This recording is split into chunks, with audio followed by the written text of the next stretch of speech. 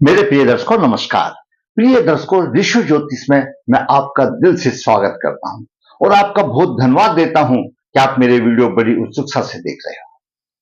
दर्शकों, जैसा कि आपको मालूम है, मैं लगभग वास्तविक कुंडली पर विश्लेषण करता हूं, कुछ जो लगन कुंडली से आपका मार्गदर्शन हो सकता है करता हूं। जो कुंडली मैं देखता हूं या कुंडली मैंने बनाई है या मैं किसी ने मेरे से प्रश्न किया है, कमेंट्स बॉक्स में लिखा है, नंबर आ जाने पर मैं सबका मार्गदर्शन करने की कोशिश करता हूं। आज एक कुंडली में विचार करेंगे। एक नौजवान की कुंडली है, बहुत अच्छे योग हैं, जन्म जात से ही माता लक्ष्मी की कृपा है, जन्म जात से ही सम्मान है, परंतु थोड़ी संतान शिक्षा में थोड़ी सी परेशानी वाली बात है। तो विचार करेंगे जाति की कुंडली क्या कहती है। आप चैनल पर, आप वीडियो पर लास्ट तक बने रहें, उसका उपाय भी मैं आपको बताऊंगा। देखिए दर्शकों, किसी भी कुंडली हो, किसी भी लगन की कुंडली हो, शुभ योग अशुभ योग सभी में ही होते हैं। अपना अपना नजरिया है। मैं अशुभ योगों की तरफ ज्यादा ध्यान देता हूं ताकि मेरे दर्शक उसका उपाय कर ले। भाई शुभ योग है वो तो अपने आप मिल जाएगा। बात करेंगे ऐसा जातक जन्म जात से माता लक्ष्मी की कृपा लेकर के आया है। जातक का जन्म से ही लक्ष्मी जी की कृपा, पद सम्मान और धनवान, संतान की परेशानी पितृदोष है।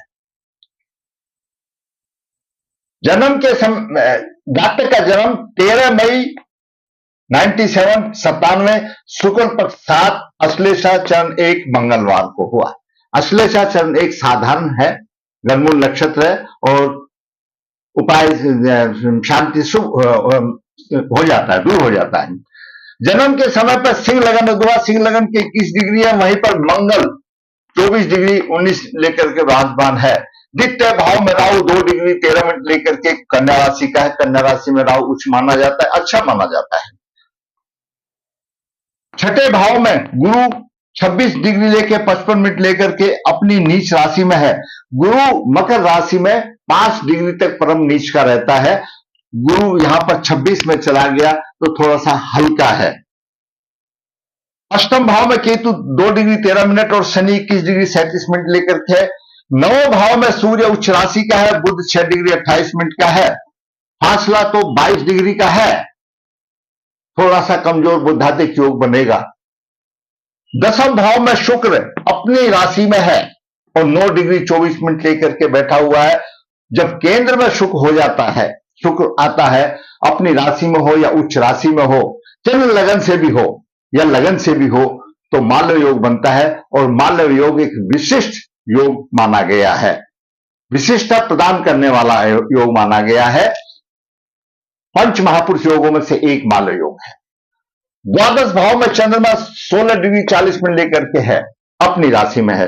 शुक्र की महादशा चल रही है 2021 से लेकर 41 से। शुक्र कृतिका नक्षत्र में है और कृतिका नक्षत्र का स्वामी सूर्य उच्च राशि में है, तो ज्योतिष के हिसाब से मालव योग उसको पूरा मिल रहा है। क्या है कुंडली में देखेंगे। अच्छा, चंद्र लगन को भी देखते हैं, तो चंद्र लगन की कुंडली से देखते हैं तो दसम भाव में सूर्य उच्च राशि का आ जाता है और दसम भाव में सूर्य उच्च राशि का आ जाता है और सूर्य अपनी राशि में एकादश भाव में आ जाता है। मंगल द्वितीय भाव में आ जाता है, 10 में से मंगल द्वितीय भाव में आ जाता है।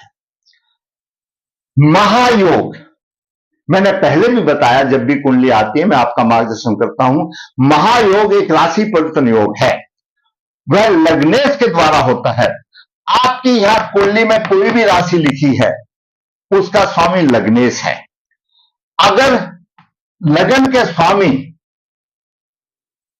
1 2 3 4 5 6 7 इनके राशि परिवर्तन करे, मतलब लगन का स्वामी द्वितीय भाव में, द्वितीय का लगन में हो, लगन का स्वामी चतुर्थ में हो, चतुर्थ का लगन में हो, लगन का स्वामी पंचम में हो, पंचम का लगन में हो, और लगन का स्वामी सप्तम में हो, सप्तम का लगन में हो, लगन का स्वामी नवम में हो, नवम का लगन में हो, और लगन का स्वामी दसम भाव में हो और दसम भाव का स्वामी लगन में हो, लगन का स्वामी एकादश भाव आमदनी का भाव और एकादश भाव का स्वामी लगन में हो, ये महायोग राशि परिवर्तन माने गए हैं।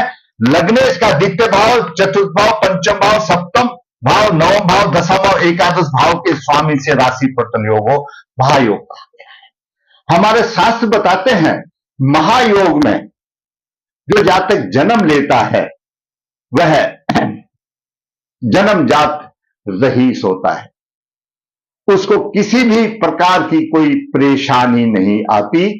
घर में लक्ष्मी जी की विशेष कृपा होती है, उत्तम राजयोग होता है, उच्च कोटि का राजयोग होता है और विशेष सम्मान, पद, वाहन आदि, धनी आदि होता है अगर लगन का स्वामी इन भावों से राशि परिवर्तन योग बताए। जैसे मैंने आपको एक ही का बता दिया, लगन का स्वामी शनि उच्च राशि में नवम भाव में है और नवम भाव का स्वामी मंगल लगन में है, यह महायोग राशि परिवर्तन है। दूसरा, जब लग्नेश उच्च राशि में है नवम भाव में, वो दो ही लगन में आता है और कुंभ लगन में, तो ऐसा जातक बार बार हवाई यात्रा भी करता है, अच्छा विदेश योग भी होता है। लग्नेश का नवेश का राशि परिवर्तन योग लक्ष्मी जी की असीम कृपा का पात्र बनता है। चंद्रमा से दसम में उच्च का सूर्य प्रशासन का कारक है, सूर्य राज सत्ता का कारक है, कोई दिक्कत ही नहीं है। और बुद्धादित्य योग भी है और मालव योग भी है। जातक का जन्म सिंह लगन में हुआ, सिंह लगन के जातक का गठन मजबूत होता है, थोड़ा सा उग्र कह सकते हैं, जीवन की हर परिस्थिति में वो ढल सकता है, आत्मविश्वासी होता है, अनुशासन प्रिय होता है और अद्भुत क्षमता होती है, उसकी क्षमता होती है और बुद्धिमान होता है, धार्मिक, समाज में सम्मान, माता पिता का भक्त होता है और भगवान भी होता है, परोपकारी भी होता है, ईश्वर भक्त होता है, उच्च शिक्षा, उच्च पद, धनी, लंबी यात्राएं, हवाई यात्राएं और विदेश से लाभ, भाई बहन के सुख में थोड़ी सी परेशानी आती है जो नीच राशि से देखता है। चंद्रमा अपनी राशि में है, मधुर भाषी होगा, एकांत प्रिय होगा, कल्पनाशील होगा, आवास, वाहन आदि का सुख होगा, अपनी राशि में है, द्वादश भाव में और नवम से चतुर्थ में चला गया, चौरासी में है, विदेश में अपना घर होगा, इसका संपत्ति और सहवास सुख उसको अच्छा मिलेगा कि वो अपनी राशि में है, खर्च तो करेगा, वैसील होगा यानी खर्च करने वाला होगा। मंगल लगन में प्रभावशाली व्यक्तित्व बनाता है, कल्पना प्रभावशाली व्यक्तित्व होता है, पराक्रमी होता है और धर्मात्मा और धर्म को मानने वाला होता है, जीवन में लाभ और उन्नति करने वाला, भूमि मकान चतुर्दृष्टि से चतुर्थ भाव को देख रहा है, माता भूमि मकान का अच्छा सुख मिलता है। सप्तम दृष्टि से देख रहा है सप्तम भाव को, थोड़ी मधुरता तक कमी जाएगी, वो तो एक जरूरी नेचुरल बात है, वो आगे शनि भी कुछ करेगा उसके लिए कोई बात नहीं है, वो तो एक नेचुरल है। अब भाई लगन से सप्तम में शत्रु राशि होती है तो मधुरता की थोड़ी सी कमी बात है। खास परिवर्तन मैंने आपको बता दिया, मंगल नौ भाव का स्वामी है और कारक ग्रह है, चतुर्थ भाव का भी स्वामी, नवम भाव का स्वामी लगन में बैठा हुआ है। सिंह लगन के लिए मंगल कारक ग्रह है, अच्छा राजयोग बना देता है। बुद्धादित्य योग जैसे मैंने बताया, नवम भाव में बुद्धादित्य योग बन रहा है। बुद्धादित्य योग भी एक सम्मान सूचक योग बता गया, बुद्धिमान होगा, सभी कार्यों में निपुण होता है, आत्म सम्मान होगा और सभी प्रकार के सुख भोगने वाला है। अंतर थोड़ा सा ज्यादा है तो कमजोर मिलेगा सही, अच्छा है, something is better than nothing. गुरु कुंडली में अष्टम भाव का स्वामी, पंचम भाव का स्वामी और छठे भाव में नीच राशि में चला गया। शास्त्र ये कहता है कि अगर पंचम भाव में धनु राशि हो और मीन राशि हो और उसको गुरु ना देखे तो संतान हानि होती है, संतान प्राप्ति करने में परेशानी आती है। लगन तो सुपरियर है, अगर लगन देखता है तो मिल जाती है, लेकिन संतान का दाता तो गुरु है, उसमें दिक्कत तो तब भी आएगी। और गुरु नीच राशि में क्यों गया, हरिवंश पुराण इस चीज को बताता है कि पूर्व जन्म के आपके कर्मों का फल आपके पितरों का दोष, आप उनकी मुक्ति नहीं हुई है, ये एक बड़ा प्रबल पितृदोष माना जाता है। तो जातक को पितृदोष निवारण करना चाहिए। ऐसे जातक को शत्रु पक्ष से परेशानी होगी, संबंधियों से विरोध रहेगा, शिक्षा संतान में थोड़ी सी परेशानी होगी, पेट में परेशानी होगी, कोर्ट के विवादों में होगा, धन हानि होगी, खर्चा होगा, और उच्च दृष्टि से देख रहा है, खर्चे के साथ साथ में अच्छा सेवा सुख भी होगा। वो बहुत अच्छी बात है, भाग्यशाली है। अब बात करते हैं शुक्र की। शुक्र तृतीय भाव का स्वामी है, दसम भाव का स्वामी है, अपनी राशि में माल्य योग बना रहा है, सुशिक्षित होगा। कहीं ना कहीं एक ग्रह ले लेता है तो दूसरा ग्रह दे देता है, ये तो बिल्कुल ग्रह का नियम है। सुशिक्षित होगा, न्यायप्रिय होगा, धन संपदा वाहन पर अच्छा होगा, मित्र अच्छे होंगे, उच्च प्रतिष्ठा वाले लोग मित्र होंगे, माता पिता की पूरी श्रद्धावान होगा, पैतृक संपदा का लाभ होगा। और ऐसा जातक सजावटी सामान, सोना चांदी या सजावटी वस्त्रों का व्यापार ऐसा करे शुक्र से संबंधित, तो दिन रात चौगुनी उन्नति होती है।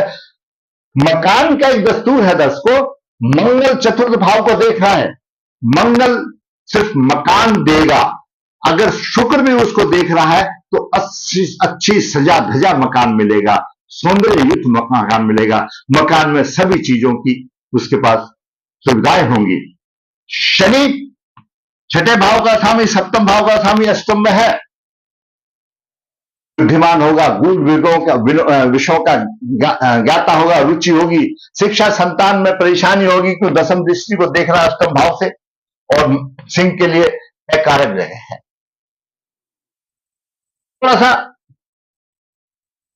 यहां पर हम ये कह सकते हैं, अब छठे भाव का स्वामी अष्टम में, राशि परिवर्तन योग, लेकिन मेरे को कभी अभी तक कोई ऐसा आदमी नहीं मिला कि ये विपरीत राजयोग से कुछ हो। यानी छठे भाव का स्वामी अष्टम में विपरीत राजयोग बनाता है, अष्टम में हो या द्वादश में हो, त्रिक भावों के स्वामी, लेकिन मुझे कोई अभी तक मेरा दर्शक या जो मेरे पास आते हैं, मैंने ऐसा कभी देखा नहीं। लेकिन शास्त्र कहता है कि वो विपरीत स्थिति में अच्छी मदद करता है। गुरु यहां पर भी है, फिर इसको भी मान लें।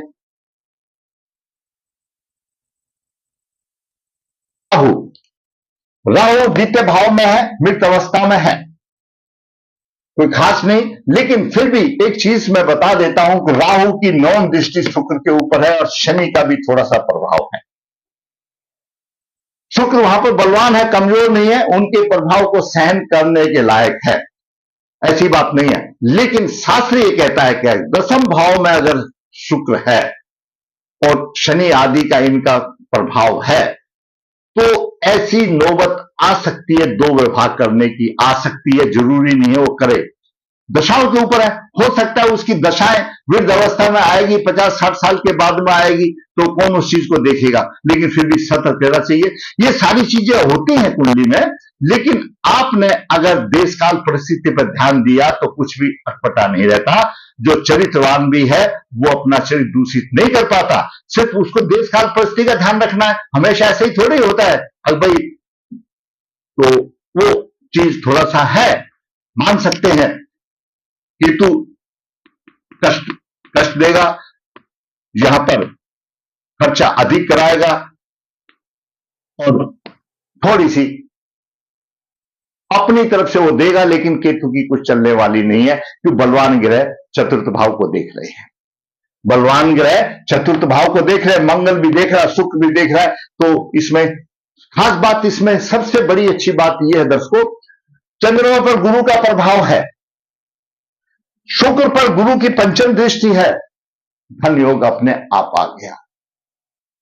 विशेष बात कुंडली में भृगु जी ने कहा है कि गुरु और चंद्रमा अगर ये पीड़ित हो तो राजयोग भी भंग हो जाते हैं। इस कुंडली में न सूर्य पीड़ित है, न सूर्य पीड़ित है, न चंद्रमा पीड़ित है, और गुरु चंद्रमा को आशीर्वाद दे रहे हैं, देवगुरु बृहस्पति। वो अलग बात है, छठे भाव से दे रहे हैं, मतलब सूर्य और चंद्रमा जिस कुंडली में अगर पीड़ित नहीं है तो वह कुंडली बहुत ही अच्छी है, अपने आप को मैनेज कर लेगा, उसमें कोई दो राय नहीं है। चंद्रमा से दसम उच्च है, यहां पर भी राजयोग है, बुध योग बता दिया, मालव योग बता दिया। तो कुंडली में सिर्फ एक संतान संबंधित परेशानी है, और भाई वो तो बहुत जरूरी है, वो भी तो चाहिए। ऐसा जातक पितृदोष निवारण करें, नारायण बलि के साथ नाग बलि श्राद्ध करें। मैं विश्वास के साथ कहता हूं, शास्त्र ये कहता है कि पुत्र रत्न की प्राप्ति होगी। करें। कुंडली बहुत अच्छी है, बलवान कुंडली है। सभी चीज सभी के पास नहीं मिलती है, कहीं ना कहीं त्रुटि रहती है। इस कुंडली में धनवान है, सम्मान है, अच्छा मकान है, प्रतिष्ठा है, सब कुछ है, लेकिन लिटिल बिट संतान की थोड़ी सी प्रॉब्लम है। तो उपाय करेगा बालक तो उसकी राह आसान होगी। दर्शकों, अगर मेरा वीडियो आपको ये अच्छा लगा तो मैं कहूंगा भाई लाइक करें। आप कमेंट बॉक्स में 2 शब्द लिख दें, मेरा मनोबल ऊंचा हो जाता है। और जिसने मेरा चैनल सब्सक्राइब नहीं किया तो सब्सक्राइब करें, ताकि आने वाली वीडियो आपको मिल सके। मैं तो आपके द्वारा जो कमेंट्स में पूछे जाते प्रश्न वगैरह है, उन्हीं का मैं तकरीबन वीडियो बना करके आपका मार्गदर्शन करता हूं। अगर आपको मेरा वीडियो अच्छा लगा तो लाइक करें, शेयर करें और चैनल सब्सक्राइब करें। धन्यवाद।